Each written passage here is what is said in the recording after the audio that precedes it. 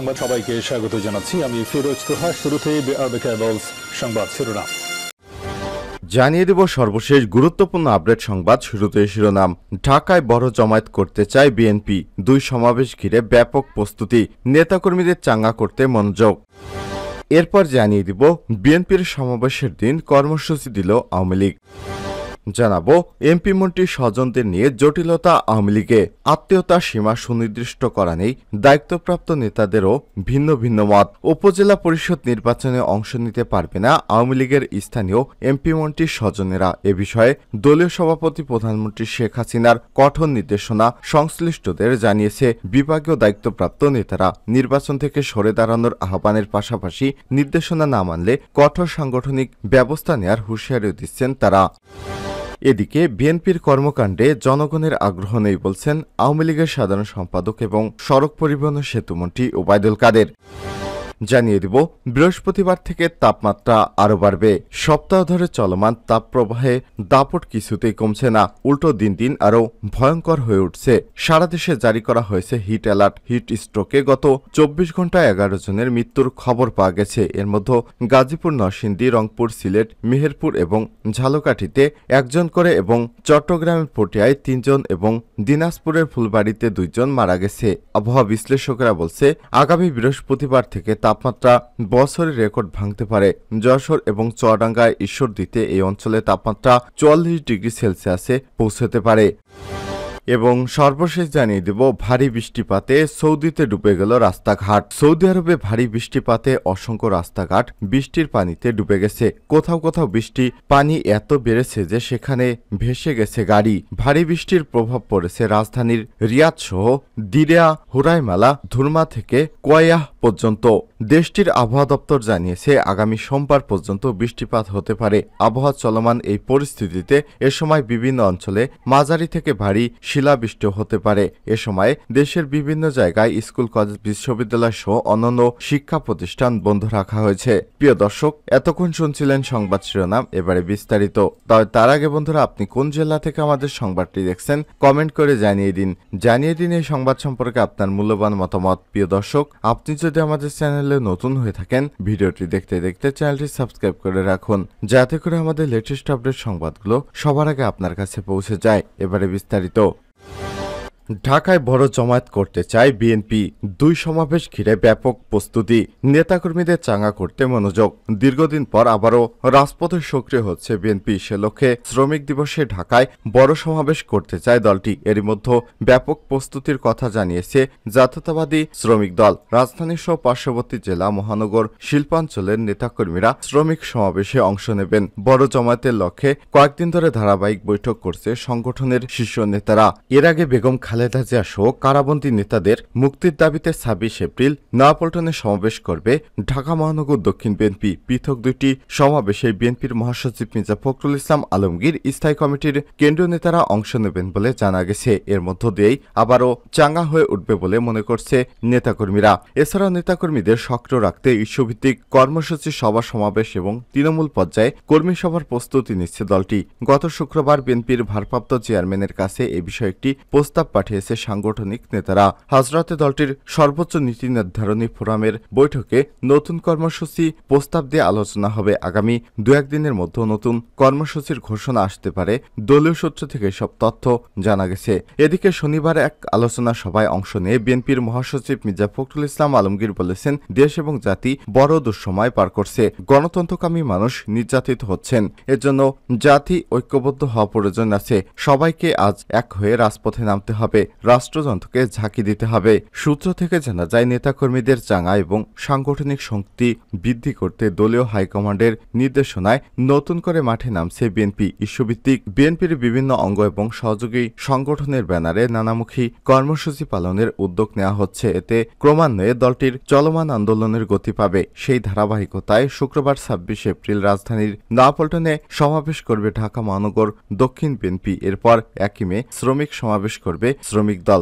2 মে বড় আয়োজনে শ্রমিক দলের প্রতিষ্ঠাবার্ষিকী পালন করবে সংগঠনটি। এছাড়াও 30 মে বিএনপির প্রতিষ্ঠাতা প্রয়াত রাষ্ট্রপতি জিয়াউর রহমানের মৃত্যুবার্ষিকী উপলক্ষে মে মাস জুড়ে নানা ধরনের কর্মসূচি পালন করা হবে বলে জানা গেছে। সূত্র জানায়, শুক্রবার সমাবেশ নিয়ে প্রস্তুতি সভা শুরু করেছে ঢাকা মহানগর দক্ষিণ বিএনপি। আজ যাত্রাবাড়ি ডেমরা সাংগঠনিক জনের প্রস্তুতি সভা ডাকা হয়েছে। সেখানে মহানগরের প্রত্যেক থানা, ওয়ার্ড এবং ইউনিট কমিটি ছাড়াও প্রত্যেক অঙ্গ সংগঠনের নেতারা উপস্থিত থাকবেন। সমাবেশের জন্য এর মধ্যে ঢাকা মেট্রোপলিটন পুলিশকে লিখিতভাবে জানানো হয়েছে।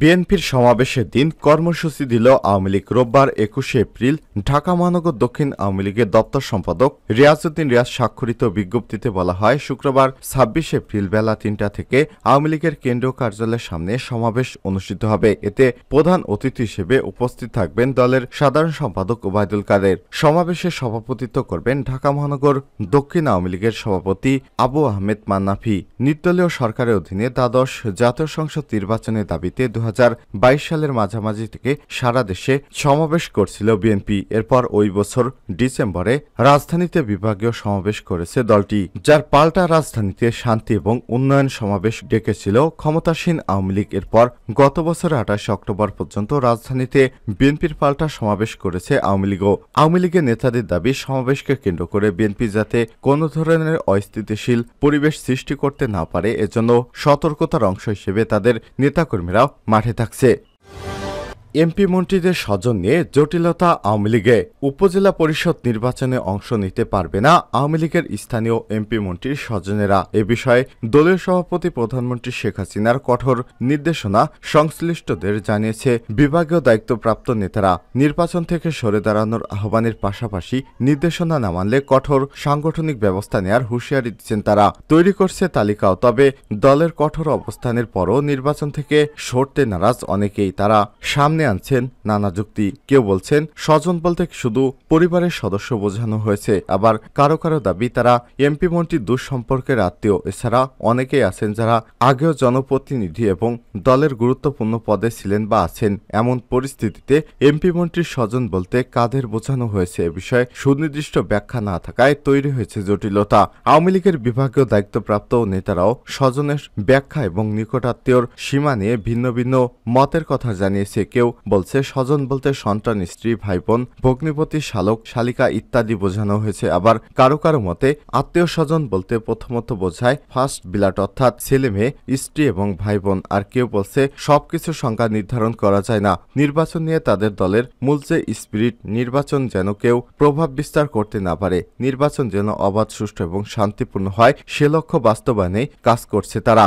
জানতে চাইলে আওয়ামী লীগের সাংগঠনিক সম্পাদক আহমেদ হোসেন এমপি যুগান্তরকে বলেছেন, এ বিষয়গুলো এমপি মন্ত্রীর স্বজনদের তালিকা তৈরি এবং তাদের নির্বাচন থেকে সরে দাঁড়ানো নিয়ে আমরা সংশ্লিষ্টদের সঙ্গে কথা বলেছি। সোমবার পর্যন্ত তো সময় আছি, দেখে কে কি করে। স্বজনদের সংজ্ঞা প্রসঙ্গে জানতে চাইলে তিনি বলেন, এ বিষয়ে অফিসিয়াল ব্যাখ্যাটা আমাদের দলের সাধারণ সম্পাদক সাহেব দেবেন। আমি মনে করি স্বজন বলতে ছেলে মেয়ে হতে পারে, ভাগ্নে ভাতিজা হতে পারে বা অন্য কোনো আত্মীয় হতে পারে।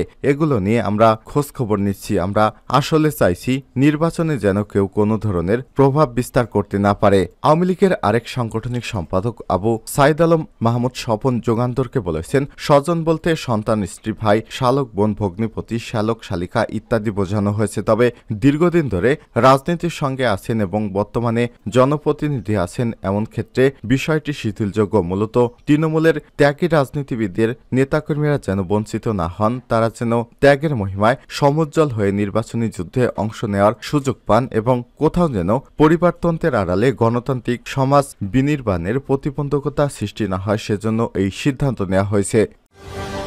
বিএনপির কর্মকাণ্ডে জনগণের আগ্রহ নেই বলছেন আওয়ামী লীগের সাধারণ সম্পাদক এবং সড়ক পরিবহন ও সেতুমন্ত্রী ওবায়দুল কাদের। বিএনপির নেতিবাচক কর্মকাণ্ডের প্রতি জনগণের কোনো আগ্রহ নেই বলে মন্তব্য করেছেন তিনি। রোববার গণমাধ্যমে পাঠানো আওয়ামী লীগের বিবৃতিতে তিনি এসব কথা বলেন। ওবায়দুল কাদের বলেন, আওয়ামী লীগের অভূতপূর্ব উন্নয়ন, অগ্রগতি এবং ইতিবাচক পরিবর্তনের মাধ্যমে দেশ এবং দেশের জনগণকে সামনে এগিয়ে নিয়ে যাচ্ছে, যা দেখে বিএনপির গাত্রদাহ হয়। তারা দেশের জনগণের মধ্যে বিভ্রান্তি ছড়িয়ে উস্কানি উস্কানি সৃষ্টি করার পায়তারা করছে। তিনি আরো বলেন, বিএনপি নিজেরাই রাজনৈতিকভাবে টালমাটাল অবস্থায় রয়েছে। ব্যর্থ রাজনীতির ধারায় হোঁচটার ঝাঁকুনির প্রকোপে পর্যদস্ত বিএনপি। এই ঝাঁকুনি হলো বারবার পরাজয়ের ঝাঁকুনি। হতাশার গভীরে নিমজ্জিত হয়ে বিএনপি নেতাদের বোধশক্তি লোপ পেয়েছে।